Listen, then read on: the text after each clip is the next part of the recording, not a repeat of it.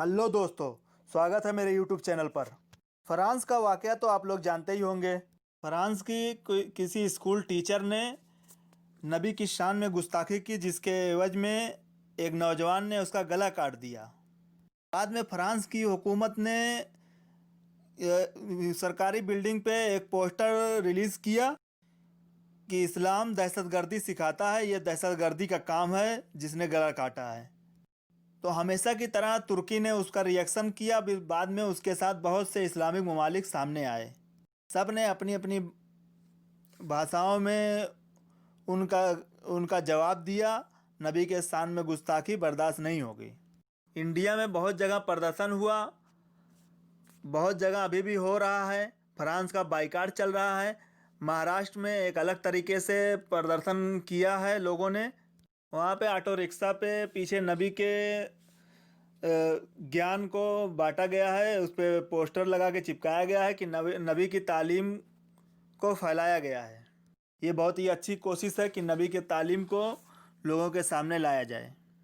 मसला यहाँ यह है कि इससे बिहार के चुनाव से क्या मतलब है। हाल ही में असदुद्दीन ओवैसी की एक सभा में असदुद्दीन ओवैसी साहब ने इस पर टिप्पणी की। असदुद्दीन ओवैसी साहब ने साफ लफ्ज़ों में कहा कि इस्लाम का दहशतगर्दी से कोई ताल्लुक़ नहीं है। उनका एक अलग ही मजहब है। दहशतगर्दी करते हैं, उनका इस्लाम से कोई लेना देना नहीं है। और जिसने गला काटा था उसकी भी मजम्मत की कि कानून हाथ में नहीं लेना था। बस यही बात थी कि कुछ गुलाम सिफत लोग जो हमेशा ज़िंदगी भर दूसरों की गुलामी करते आए हैं, उन्होंने उसको उठा लिया और लानत भेजने लगे असदुद्दीन ओवैसी पे। इन लानत भेजने वाले गुलामों से मेरा एक सवाल है कि जिसके भी आप गुलामी करते हैं वो किसी भी नेता से जो संविधान के पद पे बैठा है, या एमपी या विधायक कुछ भी हो, उससे इस चीज़ का सपोर्ट करवा दीजिए तो मैं मान जाऊं। दिन वैसी एक संविधान के पद पे हैं, एक एमपी है हैदराबाद से। उनको कानून के हाथ में लेने के लिए कभी नहीं बोलेंगे। अगर यही बारीकियां आपको समझ में आती तो आज आपका ये हाल नहीं होता। हम तुम किसी को भी कह सकते हैं कि हाँ, इनका गला काट दो, इनको जान से मार दो, ये ऐसा कर रहा है, इसको ख़त्म कर दो।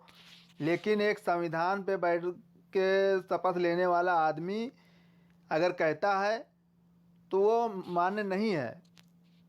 बीजेपी वाले को छोड़िए, बीजेपी वाले तो हमेशा बोलते रहते हैं, आज ज़माने से बोलते रहे हैं, लेकिन उनका कुछ नहीं होता है। दूसरे की सरकार थी तब भी नहीं होता है। तोगड़िया दुनिया भर के पता नहीं क्या क्या बयान दिए हैं, आज तक जेल में नहीं दिए। कांग्रेस की सरकार थी, कांग्रेसी गुलामों से, इन कांग्रेसी गुलामों से कहना चाह रहा हूँ, तोगड़िया, उमा भारती, अटल बिहारी, ये सब पता नहीं क्या क्या बयान दिए। हम लोग बचपन में बहुत सुने हैं।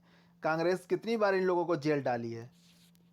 या आज कांग्रेस, आरजेडी, समाजवादी, बीएसपी, कोई भी पार्टी का राष्ट्रीय अध्यक्ष स्टेज पर से बोल के दिखा दे, आप बुलवा लीजिए अपने नेताओं से। आम आदमी तो कुछ भी बोल सकता है, लेकिन एक एमपी या एमएलए खुद नहीं बोल सकता कि सही है। अगर तुम ऐसे सही और गलत का फैसला करने लगेगे तो दुनिया की जो मॉब लिंचिंग हुई है ना, वो सब जायज़ हो जाएगी। समझ में आ रही है। वहीं एक इमरान प्रतापगढ़ी साहब हैं, वो बिहार में आजकल खूब दौरे पे हैं।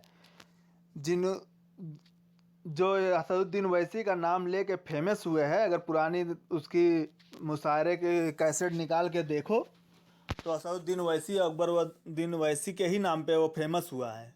वो कहता है कि एनआरसी सीए में कोई भी एक प्रदर्शन में असदुद्दीन ओवैसी की आप तस्वीर दिखा दो शाहीन बाग पे, तो उससे मेरा एक सवाल है कि पहली बात तो तुम असदुद्दीन ओवैसी का मुकाबला नहीं कर सकते, या पार्टी के तुमको कमान दे दिया है कांग्रेस ने तुमको। कांग्रेस के अध्यक्ष नहीं हुए हो तुम, ना अभी कभी तुम इलेक्शन कोई जीते हुए हो। तुम कांग्रेस के एक कार्यकर्ता है। तो शाहीन बाग में असदुद्दीन ओवैसी का मौजूदा विधायक वारिस पठान वहाँ पे जा चुका है।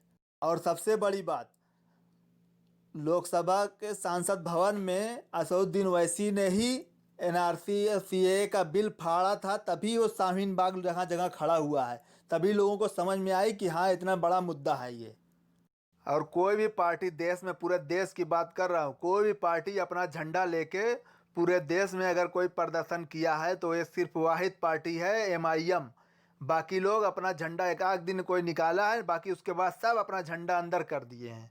असदुद्दीन ओवैसी हैदराबाद से लेकर बिहार तक प्रदर्शन में शामिल हुए हैं। बाकी एमआईएम की टीम जहाँ जहाँ था, महाराष्ट्र, यूपी, बिहार, कर्नाटक, असदुद्दीन ओवैसी जा जा के विरोध प्रदर्शन में हिस्सा लिए हैं।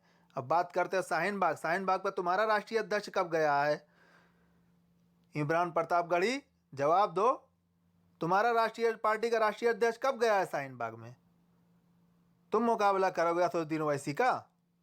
तुम्हारी कांग्रेस में हैसियत क्या है? एक कार्यकर्ता हो बस। वो 2.5 लाख रुपया बचाने के लिए तुमको बुला, जगह जगह बुला के गवाते हैं। इसके लिए तुमको पार्टी में रखा गया है, लोगों को गुमराह करने के लिए। तुम्हारी गलती नहीं है, तुम तो अपनी गुलामी कर रहे हो, तुम तो अपनी राजनीति चमका रहे हो। लेकिन आवाम को समझना पड़ेगा सच्चाई क्या है। वही किशनगंज में सबसे बड़ी सभा में असदुद्दीन ओवैसी शामिल हुए। कन्हैया कुमार, अख्तरुल ईमान, सबसे बड़ी सभा थी, सबसे ज़्यादा भीड़ हुई थी वहाँ पे। तुम्हारे पार्टी का राष्ट्रीय अध्यक्ष कहाँ कहाँ गया, कितनी जगह प्रदर्शन किया है?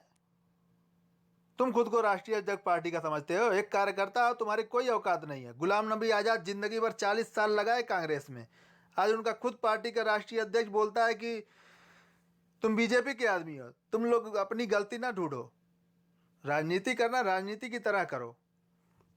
खाली झूठ का बोल बोल के पूरी कौम का गुमराह कर रहे हो, बर्बादी की तरफ लेके जा रहे हो। कुर्दोगलो याद है ना, अरतुगरुल गादी में? वो हमेशा कबीले की भलाई के लिए काम करता था। उसी तरह तुम भी कौम की भलाई के लिए गुल गाते रहते हो, लेकिन अंदर से खोखला हो रहा है। किससे भी हाथ मिलाना पड़े मिलाएंगे। 50,000 दंगे की जिम्मेदार कांग्रेस है। लाखों मुसलमान, बेगुनाह मुसलमानों के जेल में जिंदगी बर्बाद करने वाली कांग्रेस है। बाबरी मस्जिद की शहादत वाली कांग्रेस है। अरे अब तो वो तो खुद बोलते हैं कि हमारे राज्य में बाबरी मस्जिद का ताला टूटा, हमारे राज्य में शहीद हुआ है। अब क्या जवाब दोगे तुम? मुरादाबाद, मुजफ्फरनगर, मलियाना, भागलपुर, आसाम, कितना दंगा बताऊं? गलती उसकी नहीं है, वो तो बोलेगा ही। उसको अपने पार्टी का चमकाना है, पार्टी का प्रचार करना है। इसकी बात पे भरोसा करने वालों को सोचना पड़ेगा।